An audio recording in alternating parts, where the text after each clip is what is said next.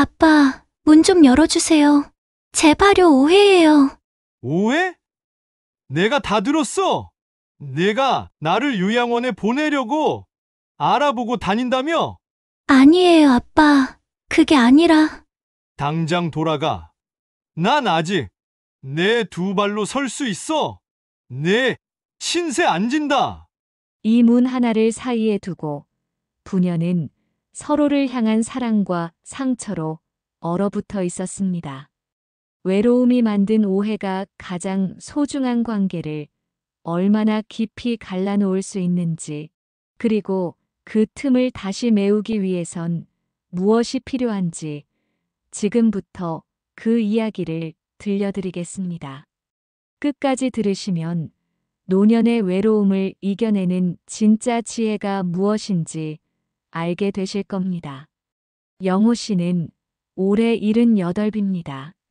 서울 변두리의 낡은 아파트 2층.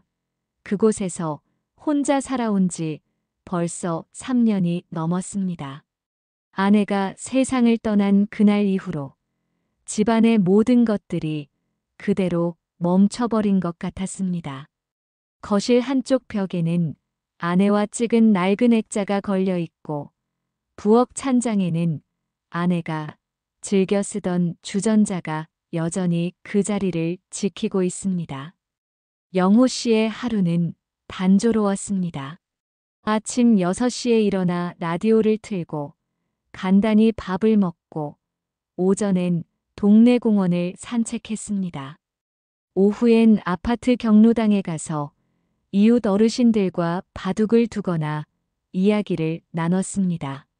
그렇게 하루가 저물면 집으로 돌아와 저녁을 먹고 TV를 보다가 9시쯤 잠자리에 들었습니다. 이런 생활이 반복되면서 영호 씨는 점점 외로움에 익숙해졌습니다. 아니, 정확히 말하면 익숙해진 척하며 견디고 있었습니다. 그에게 유일하게 기다려지는 순간이 있다면 바로 딸 미정이의 방문이었습니다. 미정이는 40대 초반의 직장인입니다. 대기업에서 인사팀 과장으로 중학생 아들을 키우고 있습니다. 남편과의 관계도 원만하고 커리어도 안정적입니다. 하지만 그만큼 바쁩니다. 회사 일에 아이 교육에 집안일까지 시간은 늘 부족했습니다. 그래도 한 달에 한두 번은 꼭 아버지를 찾아뵙습니다. 손수 반찬을 만들어 들고 아버지가 좋아하시는 과일도 챙겨갑니다. 영호 씨는 딸이 올 때마다 얼굴이 환해졌습니다. 며칠 전부터 집안을 깨끗이 청소하고 딸이 좋아하는 차도 준비해뒀습니다. 그런데 최근 들어 미정이의 방문 횟수가 줄기 시작했습니다. 한 달에 2번이던 것이 1번으로, 그리고 어느새 한 달 반이 넘도록 얼굴을 보지 못했습니다. 전화는 가끔 왔지만 통화 시간도 점점 짧아졌습니다. 영호 씨는 이해한다고 말했지만 마음 한편에는 서운함이 쌓여갔습니다. 밤이 되면 핸드폰을 들여다보며 딸의 연락을 기다렸습니다. 하지만 메시지는 오지 않았고 영호 씨는 먼저 연락하는 것도 미안했습니다. 바쁜 딸을 귀찮게 하면 안 되지 하는 생각에 그는 자신의 외로움을 혼자 삼켰습니다. 외로움은 천천히 하지만 확실하게 영호 씨의 마음을 갉아먹었습니다. 예전엔 경로당에서 친구들과 이야기할 때도 웃음이 많았는데 요즘엔 웃는 횟수가 줄었습니다. 밥맛도 없어졌고 잠도 자주 깼습니다. 새벽 3시, 4시에 눈이 떠지면 다시 잠들기가 어려웠습니다. 그럴 땐 침대에 누워 천장을 바라보며 온갖 생각을 했습니다. 아내가 살아있었다면 이렇게 외롭진 않았을 텐데. 미정이는 왜 요즘 이렇게 연락이 뜸할까 내가 딸한테 짐이 되는 건 아닐까. 이런 생각들이 꼬리에 꼬리를 물었습니다. 특히 마지막 생각이 영호 씨를 가장 괴롭혔습니다. 혹시 딸이 자신을 부담스러워하는 건 아닐까? 늙은 아버지를 돌보는 게 귀찮은 건 아닐까? 그러던 어느 화창한 오후, 운명적인 순간이 찾아왔습니다. 영호 씨는 동네 공원을 산책하다가 경로당 친구인 최 씨를 만났습니다. 최 씨는 동네 소문의 밝기로 유명한 사람이었습니다. 두 사람은 벤치에 앉아 이런저런 이야기를 나누었습니다. 그때 최 씨가 조심스럽게 말을 꺼냈습니다. 제 며느리가 미정이랑 같은 회사에 다니는데 며칠 전에 미정이가 회사 복지팀한테 노인복지 시설이나 요양원 같은 걸 알아보는 걸 봤다는 것이었습니다. 영호 씨의 심장이 철렁 내려앉았습니다. 온몸에 힘이 빠지고 다리가 후들거렸습니다. 최 씨는 별 생각 없이 한 말이었지만 영호 씨에게는 마치 벼락을 맞은 것 같았습니다. 집에 돌아온 영호 씨는 소파에 주저앉아 멍하니 벽을 바라봤습니다. 미정이가 나를 요양원에 보내려고. 이 생각이 머릿속을 가득 채웠습니다. 외로움 속에서 예민해진 영호 씨의 마음은 이 말을 사실로 받아들였습니다. 그 순간부터 모든 것이 달라 보이기 시작했습니다. 딸의 뜸한 연락, 짧아진 통화 시간, 줄어든 방문 횟수 모든 게 퍼즐처럼 맞춰지는 것 같았습니다. 그래, 미정이는 나를 버리려고 준비하고 있었던 거야. 영호 씨는 혼자서 결론을 내렸습니다. 그날 밤부터 영호 씨는 잠을 이룰 수 없었습니다. 분노와 서운함과 배신감이 뒤섞여 가슴을 짓눌렀습니다. 내가 평생 딸을 위해 살았는데 이렇게 버림받는 거야? 자책감도 밀려왔습니다. 내가 딸한테 짐이 됐구나. 늙고 쓸모없어진 거야. 여러분이라면 이런 상황에서 어떻게 하시겠어요? 딸에게 직접 물어보시겠어요? 아니면 혼자 소가리를 하시겠어요? 다음 날부터 영호 씨는 완전히 달라졌습니다. 마음의 문을 꽁꽁 닫아버렸습니다. 그날 오후 미정이에게서 전화가 왔습니다. 영호 씨는 전화를 받자마자 가슴이 답답해졌습니다. 딸의 목소리가 예전처럼 반갑지 않았습니다. 잘 지내지? 목소리가 평소보다 차가웠습니다. 미정이는 아버지의 이상한 분위기를 느꼈습니다. 무슨 일이 있냐고 물었지만 영호 씨는 아무것도 아니라고만 했습니다. 그러고는 이번 주말에 오겠다는 딸에게 오지 말라고 말했습니다. 미정이는 당황했습니다. 아버지가 자신의 방문을 거절한 것은 처음이었습니다. 무슨 일이냐고 다시 물었지만 영호 씨는 바쁘면 오지 마. 난 혼자도 잘 지낼 수 있어. 라고 말하고는 전화를 끊어버렸습니다. 전화를 끊은 미정이는 멍하니 핸드폰을 바라봤습니다. 무슨 일인지 도통 알 수가 없었습니다. 최근 바빠서 자주 찾아뵙지 못한 게 섭섭하신 건가? 아니면 정말로 어디 아프신 건가? 온갖 걱정이 머릿속을 스쳤습니다. 그날 이후로 며칠 동안 두 사람 사이에는 어색한 침묵이 흘렀습니다. 미정이는 며칠 뒤 다시 전화를 했지만 영호 씨는 여전히 차가운 태도였습니다. 대화는 몇 마디로 끝났고 서로에게 상처만 남았습니다. 영호 씨는 날이 갈수록 마음이 무거워졌습니다. 딸에게 화가 나면서도 동시에 딸이 그리웠습니다.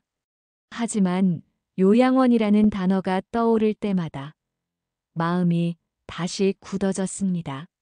내가 아직 멀쩡한데 왜 나를 떼어놓으려고 하는 거야?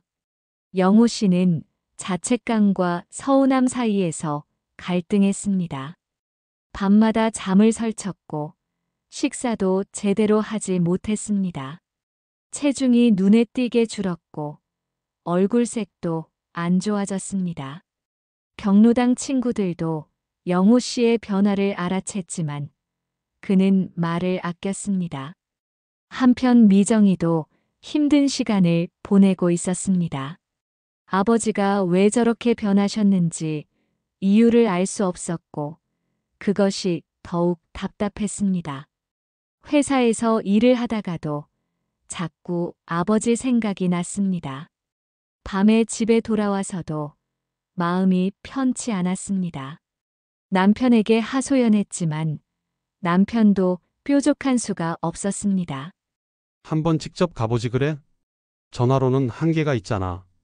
미정이는 결심했습니다. 직접 가서 아버지와 대화를 나눠야겠다고. 그 주 일요일 오후 미정이는 아버지 집으로 향했습니다. 손에는 아버지가 좋아하시는 과일과 반찬이 가득 담긴 봉투가 들려 있었습니다. 아파트 계단을 오르며 미정이는 긴장했습니다. 2층에 도착해서 초인종을 눌렀습니다. 잠시 후 문이 열렸습니다. 영호 씨는 놀란 표정으로 딸을 바라봤습니다. 왜 왔냐고, 오지 말라고 했다고 말했습니다. 미정이는 애타는 목소리로 무슨 일이 있으신 거냐고 물었습니다. 하지만 영호 씨는 고개를 돌리며 아무것도 아니니 그냥 돌아가라고 했습니다. 그때 미정이의 손에 들린 봉투에서 준비한 용돈 봉투가 보였습니다. 영호 씨는 그것을 보자 더욱 마음이 복잡해졌습니다. 용돈까지 주면서 내 마음을 사려는 건가? 그러면서 요양원에 보내려고? 그 돈 필요 없어. 가져가. 영호 씨는 봉투를 밀쳐냈습니다. 봉투가 바닥에 떨어졌고 미정이는 깜짝 놀랐습니다. 내가 내 돈이 필요해서 이렇게 사는 거 아니야. 난 아직 혼자서도 잘 살 수 있어. 영호 씨의 목소리가 커졌습니다. 쌓였던 감정들이 폭발하는 순간이었습니다. 미정이는 당황해서 아버지를 바라봤습니다. 도대체 무슨 일이 있으셨냐고, 왜 이렇게 변하신 거냐고 물었지만 영호 씨는 넌 내 할 일이나 해. 난 내 손 안 빌려. 라고 소리치고는 문을 쾅 닫아버렸습니다. 미정이는 닫힌 문 앞에서 멍하니 서 있었습니다. 눈물이 주르륵 흘러내렸습니다. 무엇이 잘못된 건지, 왜 아버지가 저렇게 변하신 건지 전혀 알 수가 없었습니다. 아빠 제가 뭘 잘못했어요? 말씀해 주세요. 미정이는 문 앞에서 한참을 울었습니다. 하지만 문은 열리지 않았고 결국 그녀는 발길을 돌려야 했습니다. 그날 밤 영호 씨는 소파에 앉아 멍하니 허공을 바라봤습니다. 딸을 내쫓은 것이 옳은 일이었을까?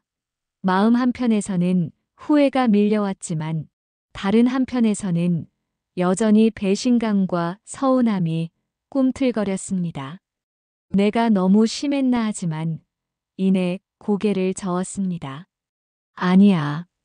미정이가 먼저 나를 버리려고 한 거야. 요양원에 보내려고 했잖아. 영호 씨는 자신을 정당화하려 했습니다. 하지만 마음은 편치 않았습니다. 다음 날부터 영호 씨는 더욱 폐쇄적으로 변했습니다. 경로당에도 나가지 않았고 공원 산책도 줄었습니다. 집에만 틀어박혀 TV만 봤습니다. 식사도 대충 때웠고 집안 청소도 소홀해졌습니다. 이웃들이 걱정해서 찾아와도 대충 대답하고 문을 닫았습니다. 영호 씨는 점점 자신의 껍질 속으로 움츠러들었습니다. 거울을 보면 수척해진 얼굴이 보였습니다. 머리는 더욱 희어졌고 눈가의 주름은 깊어졌습니다. 나는 이제 정말 늙었구나. 쓸모없어진 거야. 자책감이 밀려왔습니다. 한편 미정이는 그날 이후로 더욱 혼란스러워졌습니다. 회사선 일에 집중할 수가 없었고 집에서도 마음이 무거웠습니다. 며칠 후 미정이는 다시 한번 아버지께 전화를 걸어봤습니다. 하지만 영호 씨는 전화를 받지 않았습니다. 한 번, 두 번, 세 번 계속 전화했지만 받지 않았습니다. 미정이는 문자를 보냈습니다. 아빠, 저예요. 무슨 일이 있으신 건지 정말 모르겠어요. 제가 뭘 잘못했다면 말씀해 주세요. 제발 전화 좀 받아주세요. 하지만 답장은 오지 않았습니다. 미정이는 절망감에 빠졌습니다. 아버지와의 관계가 이렇게 무너질 줄은 꿈에도 생각하지 못했습니다. 회사에서도 미정이의 상태를 눈치챈 동료가 물었지만 그녀는 대충 얼버무렸습니다. 일도 손에 잡히지 않았고 실수도 잦아졌습니다. 집에 가서도 아들에게 짜증을 내기도 했습니다. 남편도 걱정했지만 미정이는 어떻게 해야 할지 몰랐습니다. 밤마다 눈물을 흘리며 잠들었습니다. 그러던 어느 날 미정이는 문득 생각이 났습니다. 혹시 누군가가 아버지께 이상한 말을 한 건 아닐까? 아버지가 갑자기 변하신 이유가 뭔가 있을 것 같았습니다. 미정이는 아버지 동네로 가서 경로당을 찾아갔습니다. 거기서 아버지 친구분들을 만나 조심스럽게 물어봤습니다. 혹시 우리 아버지 요즘 어떠셨냐고, 무슨 특별한 일 있으셨냐고. 한 어르신이 말했습니다.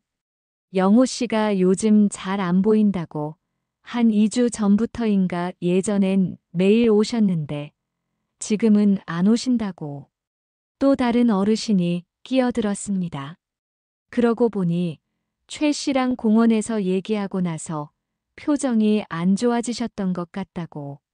미정이는 최 씨를 찾아가 이야기를 들었습니다. 그리고 그때서야 진실을 알게 되었습니다.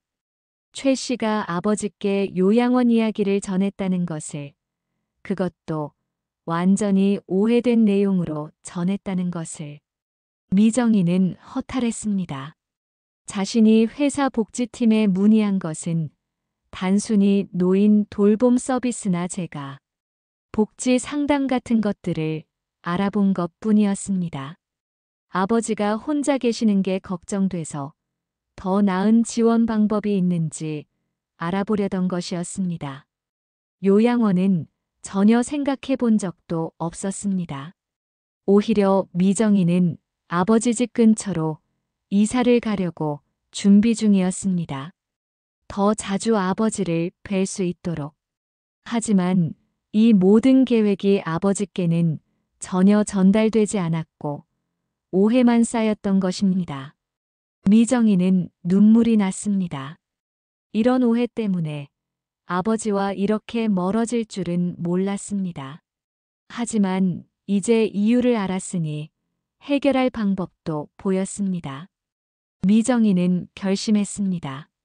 아버지께 진실을 말씀드리고 오해를 풀어야겠다고. 하지만 어떻게? 전화는 받지 않으시고 문도 열어주지 않으시는데.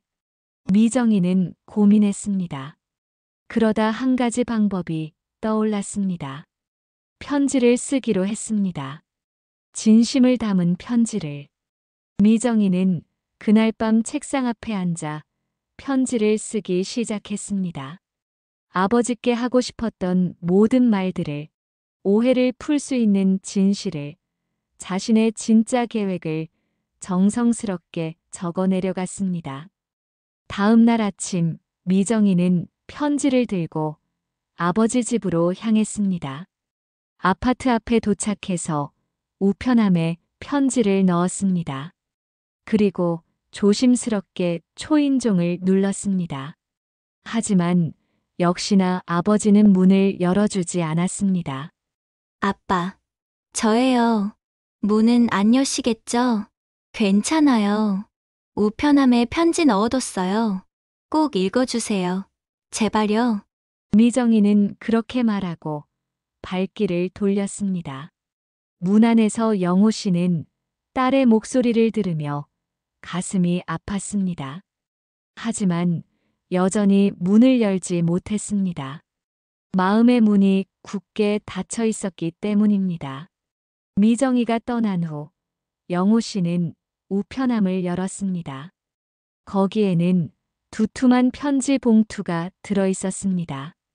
봉투를 들고 집 안으로 들어와 소파에 앉았습니다.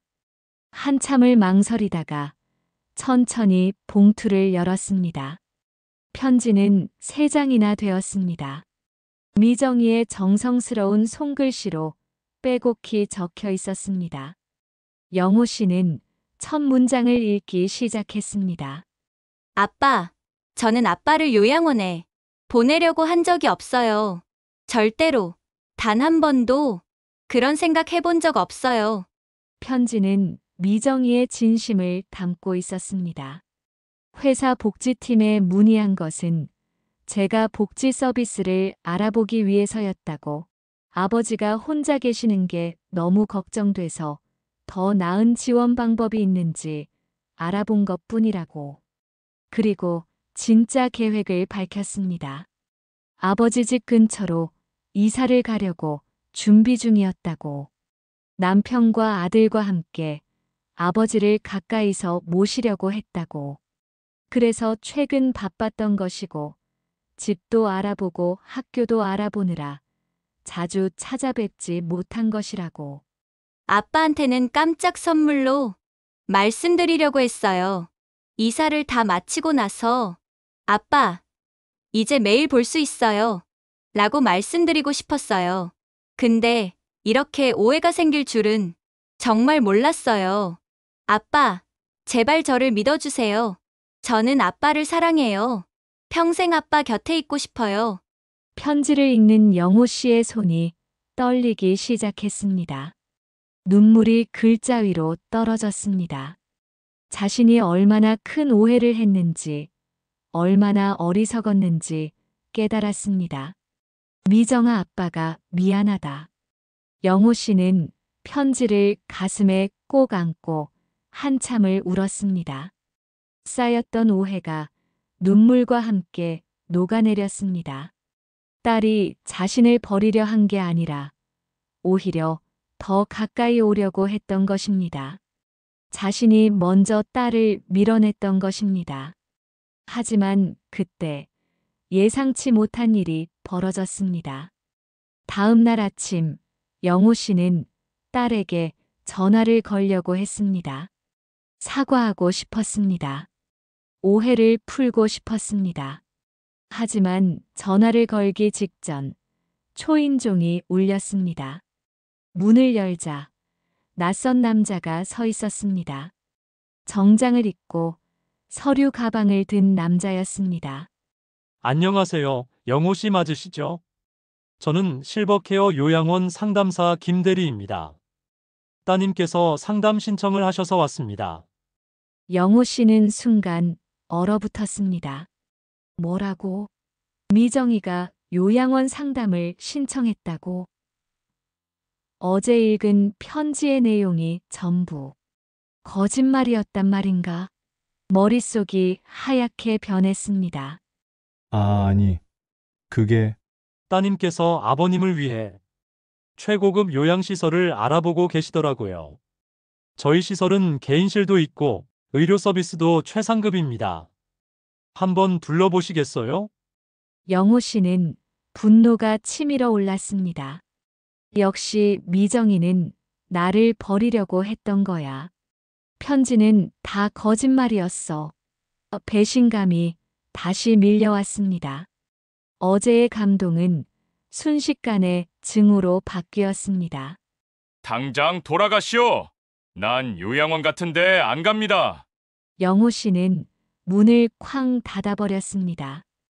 그리고 핸드폰을 집어들어 미정이에게 문자를 보냈습니다. 편지는 다 거짓말이었구나. 요양원 상담사가 방금 왔다. 내가 보냈겠지? 이제 정말 끝이다. 다시는 연락하지 마라. 문자를 보내고 나서 영호 씨는 주저앉았습니다.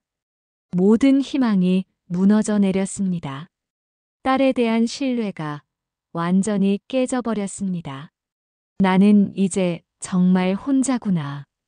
아무도 믿을 수 없어. 절망감이 밀려왔습니다. 한편 회사에 있던 미정이는 아버지의 문자를 보고 깜짝 놀랐습니다. 요양원 상담사? 내가 보냈다고? 전혀 이해할 수 없었습니다. 자신은 그런 적이 없는데 도대체 무슨 일일까? 미정이는 즉시 회사를 나와 아버지 집으로 향했습니다. 차를 몰며 머릿속이 복잡했습니다. 누가 요양원 상담사를 보낸 거지? 왜 내 이름을 대며? 미정이가 아파트에 도착했을 때 마침 1층 로비에서 그 상담사를 마주쳤습니다. 미정이는 그를 붙잡고 물었습니다. 저기요, 실례지만 누가 당신을 보냈어요? 제가 요양원 상담을 신청했다고요. 상담사는 당황하며 서류를 꺼냈습니다. 아, 여기 보시면 최미정 씨 맞으시죠? 전화로 상담 신청 받았는데요. 제가 전화한 적 없는데요. 언제 누가 전화했다는 거예요? 상담사가 기록을 확인했습니다. 3일 전에 여성분이 전화하셔서 아버님을 위한 요양시설을 알아보고 계신다고 하셨어요. 그래서 오늘 방문 약속을 잡았고요. 미정이는 순간 깨달았습니다. 누군가 내 이름을 사칭했구나. 곧바로 한 사람이 떠올랐습니다. 최 씨의 며느리. 아버지께 잘못된 정보를 전한 바로 그 사람. 미정이는 즉시 그 며느리에게 전화를 걸었습니다. 처음에는 발뺌하던 그녀도 미정이가 법적 조치를 언급하자 결국 사실을 털어놨습니다. 죄송해요. 제가 너무 경솔했어요. 사실은 시어머니가 요양원 가시는 걸 꺼려 하셔서 다른 집도 다들 보낸다는 걸 보여주려고 그래서 미정 씨 아버님 사례를 만들어낸 거예요. 미정이는 어이가 없었습니다. 이 여자의 이기심 때문에 부녀 관계가 이렇게까지 망가진 것입니다. 하지만 지금 중요한 건 아버지께 진실을 밝히는 것이었습니다. 미정이는 그 며느리를 데리고 아버지 집으로 올라갔습니다. 초인종을 계속 눌렀습니다. 아빠, 저예요. 문 열어주세요. 오해예요. 진짜 오해라고요. 영호 씨는 문을 열지 않았습니다. 미정이는 포기하지 않았습니다. 아빠, 여기 최 씨 며느리가 있어요. 이 사람이 다 설명할 거예요. 제발 문 열어주세요. 한참의 침묵 후 문이 천천히 열렸습니다. 영호 씨의 지친 얼굴이 나타났습니다. 미정이는 그 며느리를 앞으로 밀었습니다. 며느리는 고개를 숙이고 사과했습니다. 자신이 왜 거짓 정보를 퍼뜨렸는지, 왜 미정이 이름으로 요양원 상담을 신청했는지 모두 털어놨습니다. 영호 씨는 그 말을 듣고 멍하니 서 있었습니다. 모든 것이 오해였습니다. 미정이는 단 한 번도 자신을 버리려고 한 적이 없었습니다. 편지의 내용이 모두 진실이었습니다. 그때 영호 씨는 문득 아내의 일기가 생각났습니다. 아내가 남긴 그 말. 그리고 그 순간 오래전 아내와 함께 읽었던 탈무드의 한 구절이 떠올랐습니다. 영호 씨는 거실로 들어가 책장에서 먼지 쌓인 책 한 권을 꺼냈습니다. 아내가 생전에 즐겨 읽던 탈무드 이야기 책이었습니다. 책을 펼치자 아내가 밑줄 그어둔 부분이 눈에 들어왔습니다. 탈무드에 이런 이야기가 있습니다. 한 마을에 현명한 랍비가 살았는데 어느 날 두 이웃이 다투며 찾아왔습니다. 한 사람은 저 사람이 내 땅을 빼앗으려 한다고 주장했고 다른 사람은 그건 오해다라고 말했습니다. 랍비는 물었습니다. 너희는 서로에게 직접 물어봤는가? 두 사람 모두 고개를 저었습니다. 랍비는 말했습니다. 의심이 진실을 가리면 진실을 확인하지 않은 채 판단하게 된다. 하지만 진실을 알고자 하는 자는 먼저 입을 열어야 한다. 침묵 속의 의심은 관계를 파괴하지만 대화를 통한 확인은 관계를 회복시킨다. 영호 씨는 책을 손에 든 채 미정이를 바라봤습니다. 미정아, 아빠가 바로 이 이야기 속의 어리석은 사람이었어. 내 엄마가 이 책을 읽으며 늘 말했지. 사람들은 진실을 확인하기보다 의심을 키우는데 더 많은 시간을 쓴다고. 탈무드는 말해. 의심하기 전에 물어라. 판단하기 전에 듣고 멀어지기 전에 다가가라고. 영호 씨의 목소리가 떨렸습니다. 나는 내게 묻지 않았어. 그저 혼자 의심만 키웠지. 외로움이 나를 두렵게 만들었고, 두려움이 의심을 낳았고, 의심이 오해를 확신으로 만들었어. 만약 내가 처음부터 내게 물었더라면, 미정아, 아빠가 들은 게 사실이니? 하고 물었더라면, 이 모든 고통은 없었을 거야. 미정이는 아버지가 든 책을 보며 눈물을 흘렸습니다.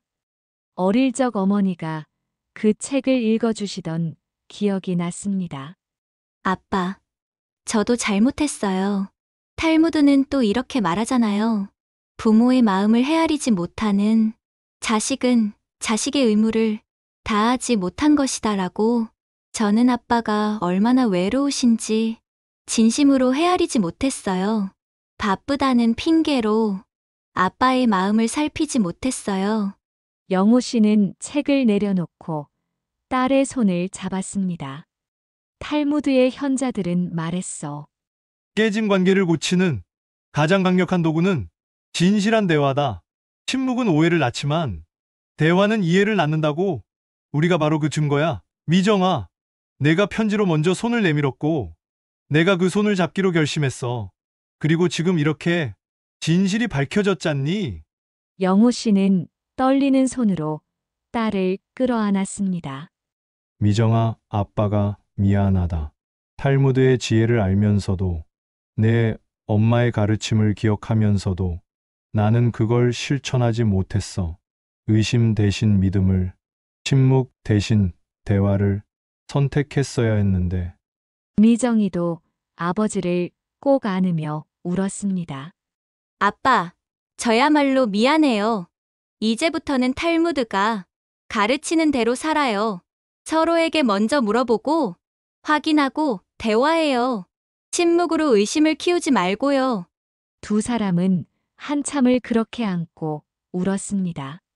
탈무드의 오랜 지혜가 수천 년을 이어온 그 가르침이 이 작은 집안에서 다시 한번 증명되는 순간이었습니다. 의심하기 전에 물어라. 판단하기 전에 들어라. 멀어지기 전에 다가가라. 그것이 관계를 지키는 가장 오래되고 가장 확실한 지혜였습니다. 영호 씨는 떨리는 손으로 딸을 끌어안았습니다. 미정아, 아빠가 미안하다. 정말 미안하다. 미정이도 아버지를 꼭 안으며 울었습니다. 아빠, 저야말로 미안해요. 아빠가 얼마나 외로우셨을지 진심으로 헤아리지 못했어요. 두 사람은 한참을 그렇게 안고 울었습니다. 그 며느리는 조용히 자리를 떠났습니다. 집 안으로 들어가 앉아서 부녀는 오랜만에 진솔한 대화를 나눴습니다. 영호 씨는 자신이 얼마나 외로웠는지, 아내가 떠난 후 하루하루가 얼마나 힘들었는지 솔직하게 이야기했습니다. 미정이도 자신의 계획을, 아버지를 얼마나 사랑하는지 이야기했습니다. 한 달 후 미정이 가족은 정말로 아버지 집 근처로 이사를 왔습니다. 걸어서 10분 거리였습니다. 이사 온 날 영호 씨는 새 집에 놀러 가서 손주와 함께 시간을 보냈습니다. 오랜만에 집안에 웃음소리가 가득했습니다. 그 후로 영호 씨의 삶은 완전히 달라졌습니다. 매일 아침 미정이가 출근 전에 들렀고 주말이면 온 가족이 모여 식사를 했습니다. 영호 씨는 경로당에도 다시 나가기 시작했고 친구들과 바둑도 두었습니다. 얼굴에는 생기가 돌았고 웃음도 되찾았습니다. 어느 날 저녁 온 가족이 모여 저녁을 먹고 있었습니다. 영호 씨는 손주의 머리를 쓰다듬으며 말했습니다. 너희 할머니가 일기에 쓴 말이 맞았어. 외로움이 커질 때는 먼저 손을 내밀어야 한다고. 나는 그걸 늦게 깨달았지만 이제라도 알게 돼서 다행이야. 미정이가 아버지 손을 잡았습니다. 아빠, 우리 앞으로는 어떤 오해도 생기지 않게 자주 이야기해요. 외로우시면 외롭다고, 보고 싶으시면 보고 싶다고 말씀하세요. 영호 씨는 고개를 끄덕이며 웃었습니다. 그리고 마음속으로 아내에게 감사 인사를 전했습니다. 여보, 당신이 남긴 지혜 덕분이야. 고마워. 그날 밤 집으로 돌아가는 길에 영호 씨는 별이 가득한 하늘을 올려다봤습니다. 더 이상 외롭지 않았습니다. 내일이면 딸이 올 거라는 기대, 주말이면 온 가족이 모일 거라는 설렘으로 가득했습니다. 외로움은 사람을 의심하게 만들고, 의심은 오해를 낳고, 오해는 관계를 무너뜨립니다. 하지만 용기 있는 소통, 진실한 대화, 그리고 먼저 내민 손은 모든 것을 바꿀 수 있습니다. 가족 간의 진짜 거리는 시간이나 공간이 아닙니다. 바로 마음의 거리입니다. 그리고 그 거리는 대화로 좁혀질 수 있습니다. 오늘, 지금 이 순간 부모님께 전화를 걸어보세요. 사랑합니다. 보고 싶습니다. 라고 말해보세요. 그 한마디가 누군가의 외로움을 녹이고 오해를 풀고 관계를 회복시킬 수 있습니다. 여러분이라면 이 상황에서 어떻게 하셨을까요? 댓글로 당신의 생각을 들려주세요. 그리고 이 이야기가 도움이 되었다면 주변의 누군가와 함께 나눠주세요. 외로움과 싸우는 모든 분들에게 이 이야기가 작은 위로가 되길 바랍니다.